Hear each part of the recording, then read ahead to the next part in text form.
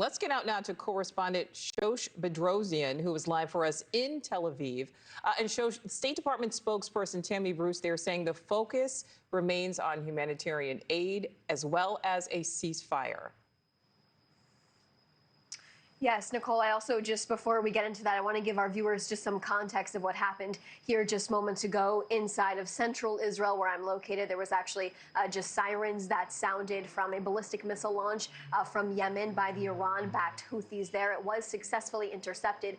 But back to this aid situation inside of Gaza, as the heat turns up against Israel because of these reports that are coming out about starvation and the hunger crisis inside of the Gaza Strip.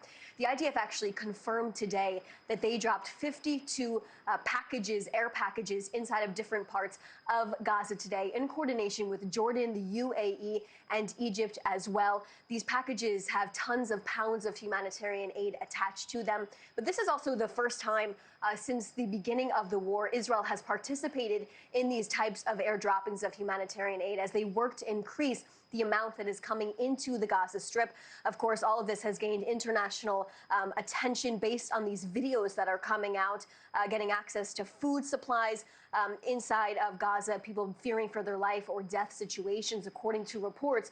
Although it is unclear if the hunger crisis is happening in only specific areas of the enclave.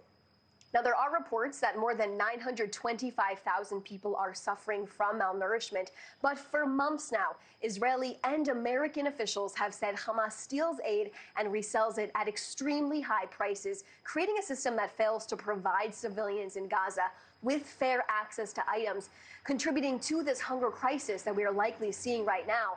The Prime Minister's office actually released a statement just yesterday saying, quote, while the situation in Gaza is difficult and Israel has been working to ensure aid delivery, Hamas benefits from attempting to fuel the perception of a humanitarian crisis. As such, they have been releasing unverified numbers to the news media while circulating images that are carefully staged or manipulated by Hamas. Right now, Israel has temporarily paused its fighting for 10 hours a day in these densely populated cities inside of the Gaza Strip, giving the UN and other aid agencies time to get food and other supplies to people inside of the enclave. President Trump also talked about the importance of getting food into the region alongside the UK Prime Minister, who actually just announced the UK will recognize a Palestinian state in September unless Israel agrees to a ceasefire in Gaza, allows the United Nations to bring in aid, and takes additional steps toward long-term peace. Trump also says he's promising the U.S. will help set up food centers inside of the Gaza Strip, and those comments contradicting what Prime Minister Netanyahu has said previously.